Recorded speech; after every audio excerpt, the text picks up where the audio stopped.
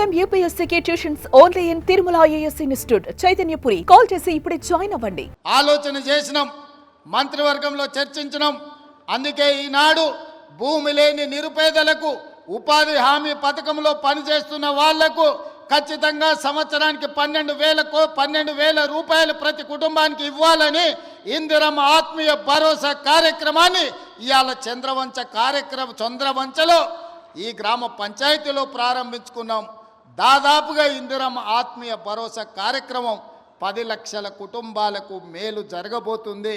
ఇవాళ భూమి లేని నిరుపేదలను, ముఖ్యంగా దళితులను, గిరిజనులను, ఆదివాసులను, బలహీన వర్గాలను ఆదుకోవడానికి పథకం తీసుకొచ్చినాం. వాళ్ళ ఖాతాలో కూడా సంవత్సరానికి 12,000 రూపాయలు వేయబోతున్నాం. వాళ్ళ నగదు కూడా రాత్రి 12 గంటల తర్వాత బదిలీ కాబోతున్నదని చెప్పి నేను ఈ సందర్భంగా తెలియజేయదలుచుకున్నా. అదేవిధంగా ఇందిరమ్మ ఇల్లు, పేదవాళ్ళకి ఇందిరమ్మ ఇల్లు అనగానే డాక్టర్ వైఎస్ రాజశేఖర రెడ్డి గుర్తొస్తాడు. ఆనాడు 2004 నుంచి 2014 వరకు ప్రతి పేదవాడికి ఇల్లు లేని ప్రతి వాడికి ఇల్లు కట్టుకోవడానికి ఆనాడు ఇందిరమ్మ ఇల్లు ఇచ్చినాం. 2004 నుంచి 2009 వరకు, 2009 నుంచి 2014 వరకు నేను గురునాథ్ రెడ్డి గారు ఎమ్మెల్యేలుగా ఉన్నప్పుడు ఈ నియోజకవర్గంలోనే రాష్ట్రంలో అత్యధికంగా తెలంగాణ రాష్ట్రంలో ఇందిరమ్మ ఇండ్లు తీసుకున్న నియోజకవర్గం ఉందంటే దాదాపుగా 36,000 ఇండ్లు ఈ నియోజకవర్గంలో మేమిద్దరం ఆనాడు పేదలకు ఇప్పించినాం. చంద్రశేఖరరావు కడుపు మండి 2014లో అధికారంలోకి వచ్చిన తర్వాత ఎందుకు కొడంగల్ పేదలకు అత్యధికంగా ఇల్లు ఇచ్చిండ్రని సిబిసిఐడి ఎంక్వైరీ చేసిండు. కానీ ఆయన ఎన్నికలప్పుడు మనకు మాట చెప్పిన డబుల్ బెడ్రూమ్ ఇల్లు ఇస్తా అని. నేను అడుగుతున్న ఈడున్న కొడంగల్ శాసనసభ నియోజకవర్గ యువకులను చాలామంది ఇక్కడికి వచ్చిండ్రు. మీ గ్రామాలలో ఎవరికైనా డబుల్ బెడ్రూమ్ ఇల్లు వచ్చిందా? ఎవరికైనా వచ్చిందా? మొత్తం మన నియోజకవర్గంలో కూడా ఏ ఒక్కరికొక్క డబుల్ బెడ్రూమ్ ఇల్లు ఇయ్యలే. ఊరికో కోడి, ఇంటికో ఈక కూడా ఆనాడు ప్రభుత్వం ఇవ్వలేదు.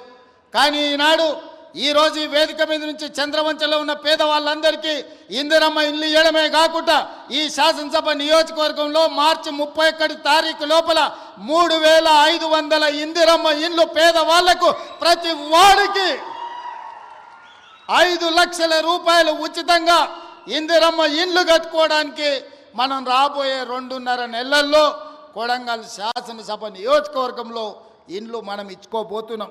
ఇవి సరిపోవు. ప్రతి సంవత్సరం సరాసరిగా 4,000 ఇండ్లన్నా ఇచ్చి రాబోయే 4 ఏళ్లలో 15 నుంచి 20,000 ఇందిరమ్మ ఇండ్లు కొడంగల్ శాసనసభ నియోజకవర్గంలో ఇచ్చి ప్రతి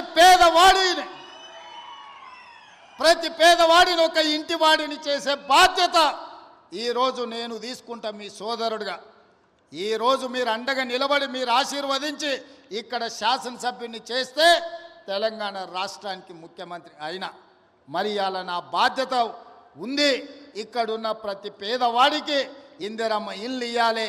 రాబోయే 4 ఏళ్లలో 15,000 నుంచి 20,000 ఇల్లు ఒక్క కొడంగల్ శాసనసభ నియోజకవర్గంలోనే ఇచ్చి ఇక్కడి పేదవాళ్ళను ఆదుకునే బాధ్యత నేను తీసుకుంటాను ఈ సందర్భంగా చెప్తున్నా. ఇవాళ రేషన్ కార్డులు ఎక్కడికి పోయినా పేదలు మాకు రేషన్ కార్డు లేదంటున్నారు. చంద్రశేఖరరావు గారు గొప్ప మేధావి, 80,000 పుస్తకాలు చదివిండు. వాళ్ళ కొడుకేమో అమెరికాలో చదువుకున్నా అంటాడు.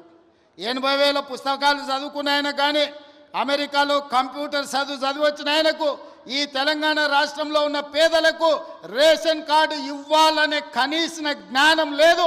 10 ఏళ్ళు ఎదురు చూసిన రేషన్ కార్డులు ఇవ్వలే.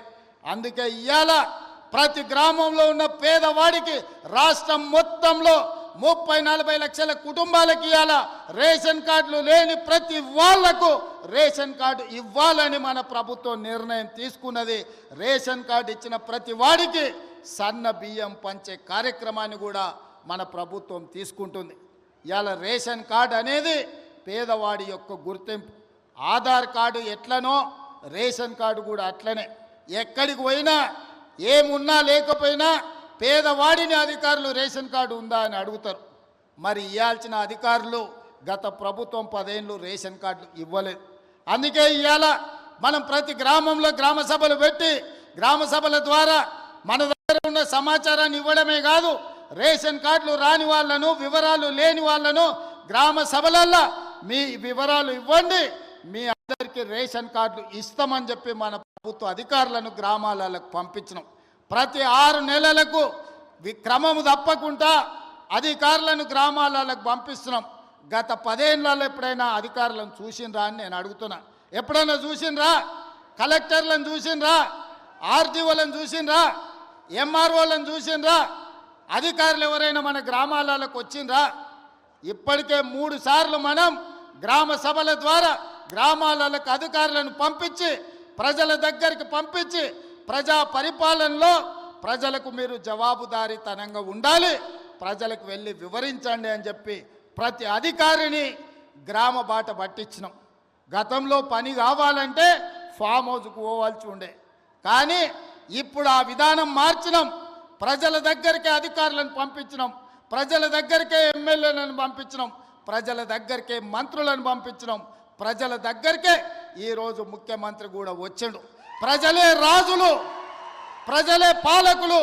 ప్రజల దగ్గరికి ప్రభుత్వ అధికారులైనా మంత్రులైన ముఖ్యమంత్రులైన ప్రజల దగ్గరికి వెళ్ళాల్సిందే, ప్రజల ముందు నిలబడాల్సిందే అని మన ప్రభుత్వం వచ్చినాక మార్పు తీసుకొచ్చినాం. అందుకే ఇవాళ చీఫ్ సెక్రటరీ నుంచి మొదలు పెడితే రాష్ట్ర స్థాయిలో ఉన్న ప్రతి అధికారి, జిల్లా స్థాయిలో ఉన్న కలెక్టర్లు, హౌసింగ్, రెవెన్యూ అన్ని డిపార్ట్మెంట్ల అధికారులు ఇవాళ చంద్రవంచ గ్రామానికి వచ్చిన ఒక మారుమూల ప్రాంతంలో అంటే ఇది ప్రజల కోసం తీసుకొచ్చిన మార్పు, ఇది ప్రజా పరిపాలన. అంటే ఫామ్ హౌస్లో ఉండి గడీలలో బండి ఈరోజు 10 ఎకరాలలో భవంతులు కట్టుకొని పరిపాలన చేస్తామంటే కుదరదు. ప్రజల దగ్గరికి వెళ్ళాల్సిందే, ప్రజలు అడుగుతారు, ప్రజలు కడుగుతారు, ప్రజలకు జవాబు చెప్పాల్సిందే అని చెప్పి ఇవాళ ప్రభుత్వాన్ని ప్రజల దగ్గరికి పంపించినాం. అందుకే రాష్ట్రంలో ఉండే అధికారులు మొత్తం ఇవాళ కొడంగల్ శాసనసభ నియోజకవర్గం చంద్రవంచ గ్రామానికి వచ్చిందంటే ఇది ప్రజా పరిపాలన. అంటే ప్రజల దగ్గరకు వచ్చి ప్రజల చేత ప్రజా సమస్యల్ని పరిష్కరించి ప్రజల చేత విజ్ఞప్తులు తీసుకొని పరిష్కరించడానికి అధికారులను ఈరోజు పంపించినాం.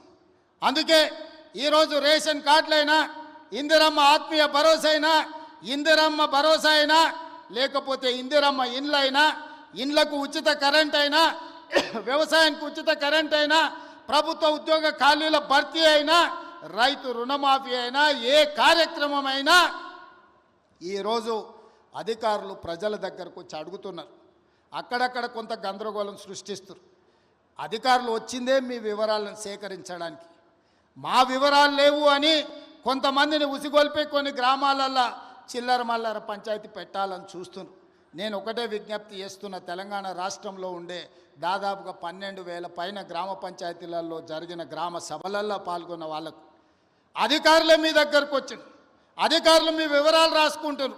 అధికారులు మీ వివరాలు తీసుకొని మీ సమస్యల్ని పరిష్కరించడానికి వచ్చినప్పుడు మీరు ఆ అధికారులకు పూర్తి స్థాయిలో వివరాలు ఇవ్వండి. మీ వివరాలన్నిటినీ కంప్యూటర్లో క్రోడీకరించి మీకు అందరికీ సంక్షేమ పథకాలు అమలు చేసే బాధ్యత ఈ ప్రభుత్వం తీసుకుంటుంది. ప్రజలకు జవాబుదారీతనంగా మేము ఉంటాం. ప్రజలు అడిగే ప్రశ్నలకు సమాధానం చెప్తాం, ప్రజలకు సంక్షేమ పథకాలను అమలు చేస్తాం. ఇది రాష్ట్రం నలుమూలలా మీరు గుర్తు పెట్టుకోండి. చెప్పింది చేసి చూపించే పార్టీ ప్రభుత్వం మనది. తెలంగాణ ఇస్తామన్నాం, తెలంగాణ ఇచ్చినాం. 2023లో మనం అధికారంలోకి వస్తామన్నాం, మనం అధికారంలోకి వచ్చి చూపించినాం. ఇవాళ అధికారంలోకి వచ్చిన మనం అభివృద్ధి కార్యక్రమాలను, సంక్షేమ పథకాలను అమలు చేయాల్సిన అవసరం ఉన్నది. అందుకే నిరంతరం మేమందరం పనిచేస్తున్నాం. మీ ఆశీర్వాదం ఉండాలి. ఇవాళ మీరు ఒక్కటే ఆలోచన చేయండి. కొడంగల్ శాసనసభ నియోజకవర్గం ఈరోజు రాష్ట్రం మొత్తం అభివృద్ధి కార్యక్రమాన్ని భుజాల మీద వేసుకొని ఒక పక్కన గోదావరి నది జలాల మీద కట్టిన కాళేశ్వరం కూలిపోయినా, ఈసారి దేశం మొత్తం మీద కాళేశ్వరం కూలినా 1,56,00,000 మెట్రిక్ టన్నుల వరి ధాన్యాన్ని పండించి 500 రూపాయల బోనస్ కూడా ఇచ్చి ఇవాళ రైతులను ఆదుకున్నాం. 10 ఏళ్ళైనా పాలమూరు రంగారెడ్డి ఎత్తిపోతల పూర్తి కాలే. 10 ఏళ్ళైనా నారాయణపేట కొడంగల్ ఎత్తిపోతల పథకానికి కనీసం టెంకాయ కొట్టలే. ఇవాళ పాలమూరు ప్రాజెక్టును పూర్తి చేయాలని కొడంగల్ నారాయణపేట ఎత్తిపోతల పథకాన్ని ఈరోజు మనకు నీళ్లు తేవాలని, కృష్ణానది జలాలు కొడంగల్కు తీసుకురావాలని మనం కష్టపడుతుంటే కాళ్ళల్లో కట్టెలు పెడుతుండ్రు. మిత్రులారా, మీరు ఆలోచన చేయండి. ఇవాళ వాళ్ళు 10 ఏళ్ళు అధికారంలో ఉన్నారు. వాళ్ళని చేయొద్దన్నమా? కల్వకుర్తి పూర్తి చేయొద్దన్నమా? భీమా, నెట్టంపాడు, కోయిలి సాగర్ ప్రాజెక్టులను, ఆర్టీఎస్ ప్రాజెక్టులను, పాలమూరు రంగారెడ్డి ఎత్తిపోతల ప్రాజెక్టులను మనమేమన్నా వద్దన్నమా? పూర్తి చేయొద్దని ఏమన్నా అడ్డం పడ్డామా? 10 ఏళ్ళైనా చంద్రశేఖరరావు గారికి, రామారావు గారికి ఓపిక లేకుండే, తీరిక లేకుండే.